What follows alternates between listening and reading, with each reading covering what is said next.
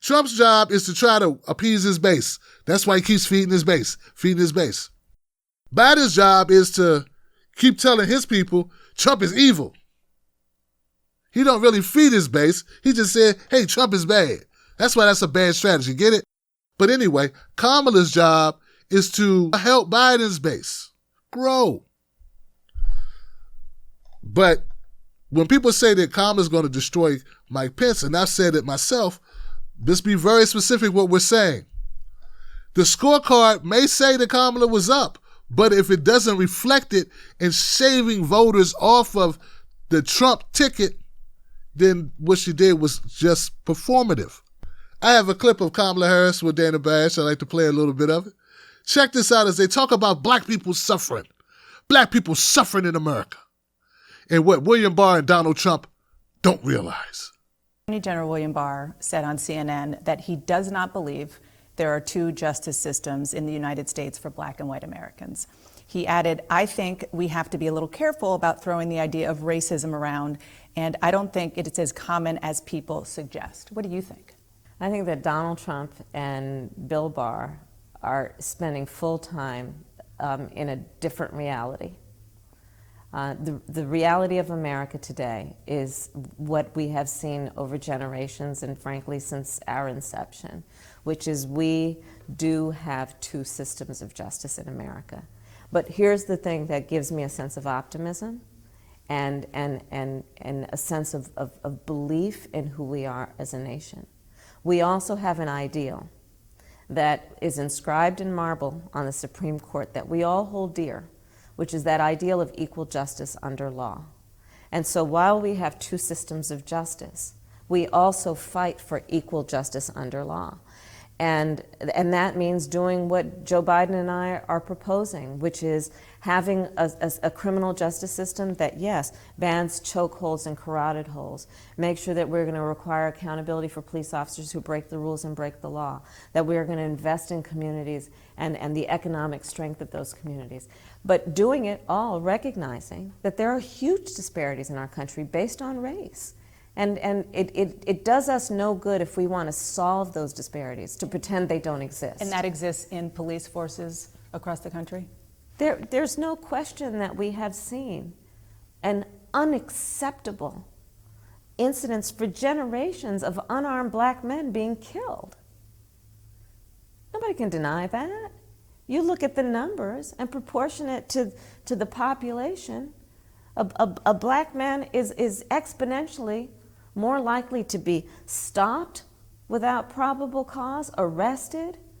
You can look at, for example, marijuana offenses, equal use between white population and black population, but black people are exponentially more likely to be arrested and prosecuted for those offenses.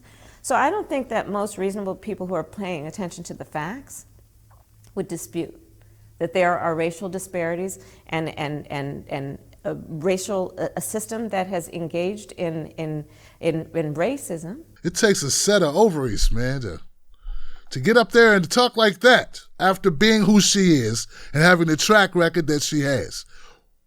Wow. She's Al Pacino-esque in her acting ability. It's exponentially, black men are more exponentially, black men were more exponentially likely to be punished and get served long sentences when you were the Attorney General of California. You're also more exponentially willing to keep them incarcerated for low-level crimes and crimes such as drug possession, which you just said was racist. You were a part of a bigoted system and you prolonged it, and you did not prolifically challenge that system when you were a person in power. You went right along with it. You enabled it. You gave it more muster. Kamala Harris called herself a top cop. She wasn't the top cop that went around freeing people like some strange but fantastic hero or anti-hero. No, she wasn't some cop. She wasn't some radical progressive prosecutor. Her job was to put people in jail. Then she'll talk to you about that one time that rapist she caught, or that one time that kidnapper. But 98% of her cases were low-level drug offenses where she wanted maximum sentences. Maximum. Of who? Of what? Black people. Mostly black men. But now she can sit up here and make this argument that it is Donald Trump, which is the racist one. And I'm not arguing that he's not. But when we talk about race, weren't you just saying that Joe Biden was racist? You know, because he piled around with segregationists. They called me boy. And I never had a problem with it. But now all of a sudden, that doesn't exist, right? Those were just words. And there were people commenting on Kamala Harris's interview with Dana Bash, totally skipped over this horrifically hypocritical segment of the interview. And just gave her glowing praises. And what does Kamala Harris intend to do about this systemic racism that she points out is so horrible and that anybody should be able to see, and William Barr and Donald Trump can't see it? What is she willing to do about it? What policies is she looking for to implement to challenge and uproot that systemic racism? She went on to Charlemagne the God. She sat down with the Breakfast Club and said she would never put forth any policy that only helped black people. You just said black people are systemically, that means by the system, ingrained in the system. We're not talking about somebody using the N-word outside of a Walmart or calling someone an N-word in front of the Chuck E. Cheese. You said systemic racism built into our system, ingrained in our judicial system. And you said you would do nothing specifically to help the group that you say is suffering under that. For a generation, decade upon decade, is what Kamala Harris says black people have suffered. In this system. And then she said she would do nothing specifically to help them.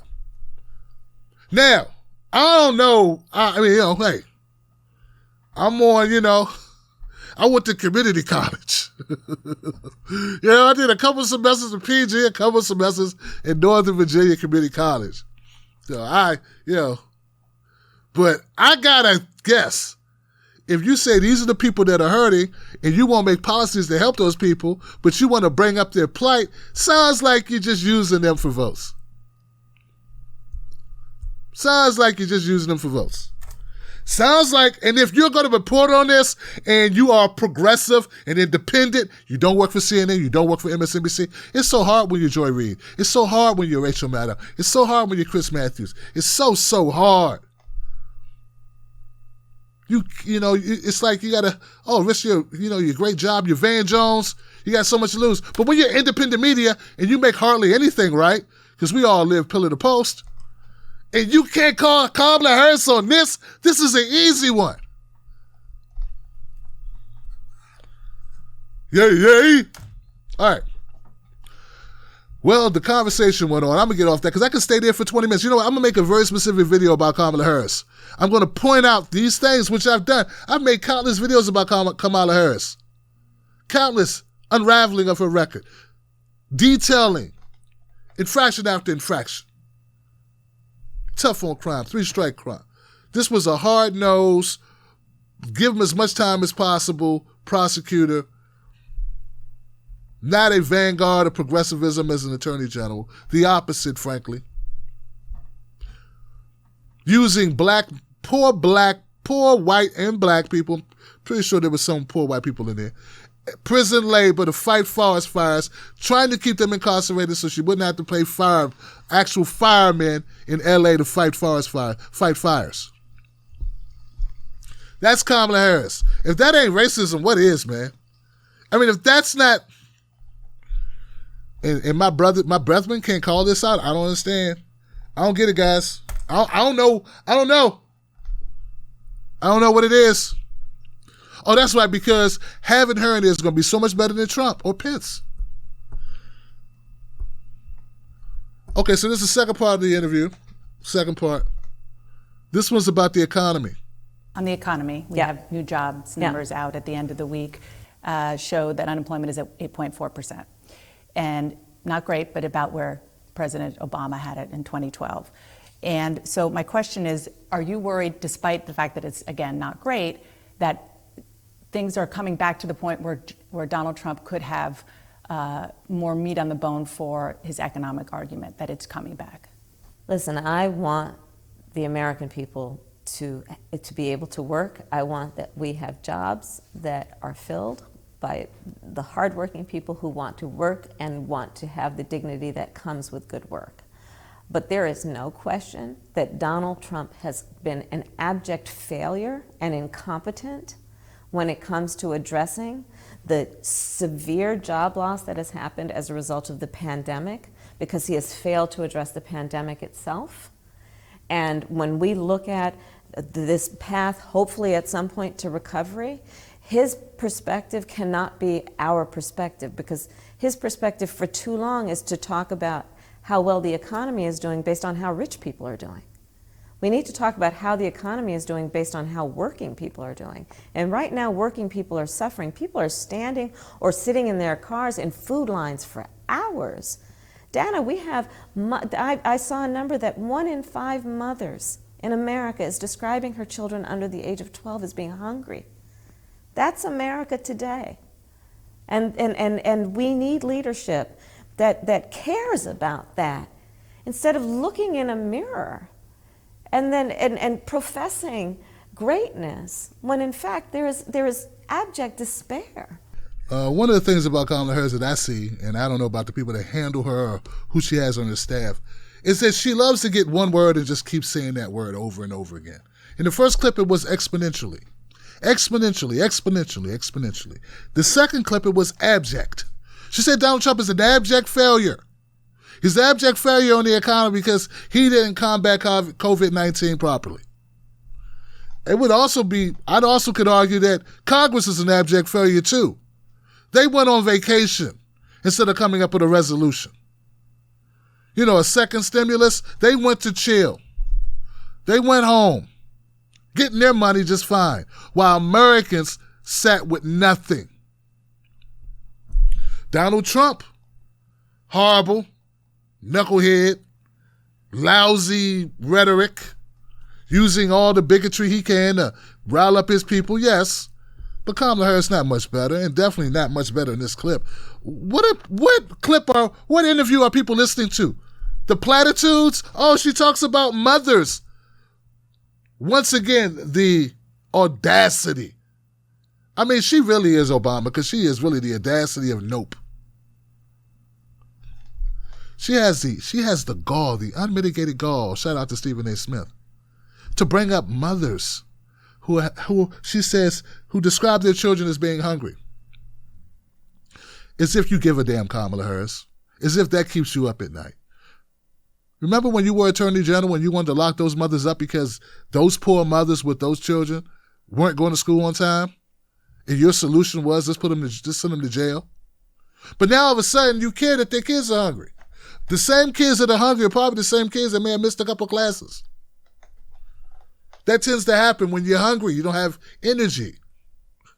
I mean, I'm just suggesting that maybe the same people that are struggling now, or some of those people are struggling now, were struggling then.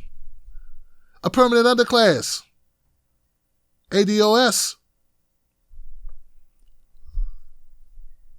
Kamala Harris, I'm not saying everything she's saying here is wrong. I mean, I do think that Donald Trump obviously could have done a better job with the way that he dealt with COVID-19, trying to avoid it for political purposes. Horrible. He has blood on his hands, no doubt. I don't see the Democratic Party as much better. They take a recess instead of trying to mitigate the problems because it's politically expedient for them. So here's a word for you. How about political expediency? That tells the whole story of Kamala's career. They call her Kamala Chameleon because she assumes whatever role, she turns whatever color she needs to turn in order to whatever is politically expedient. That is Kamala Harris. I don't know why people were applauding this. Shame on you. Shame on you. How could you say this? She knocked it out the park. Bar Park Frank? The Parkers? I like the Parkers. What park are we talking about? Hershey Park? I don't know what you're talking about. Hershey Park is an amusement park in Pennsylvania, by the way. But anyway, the point is, she didn't knock it out the park. This is not good. But Kamala's job, she has one job, as I pointed. The bar is very low. She has to be more interesting than Mike Pence.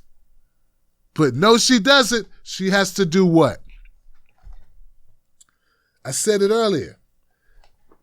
She has to help Joe Biden bring more people into the Joe Biden camp. Can Kamala do that? I don't see her winning people over. Not with this bullshit. I mean, maybe there'll be some ignoramuses walking around going, yeah, tell me how bad black people got it. Here go my vote. Because you can articulate people's pain. No policy to deal with it. Nothing tangible that you can take the people to say, hey, this is their plan. And still to this day, I don't know what they're running on. What are you running on? I'm not Trump. We're not Trump. I guess Kamala's running on, I'm not Mike Pence. I don't think it's going to be enough, Johnson.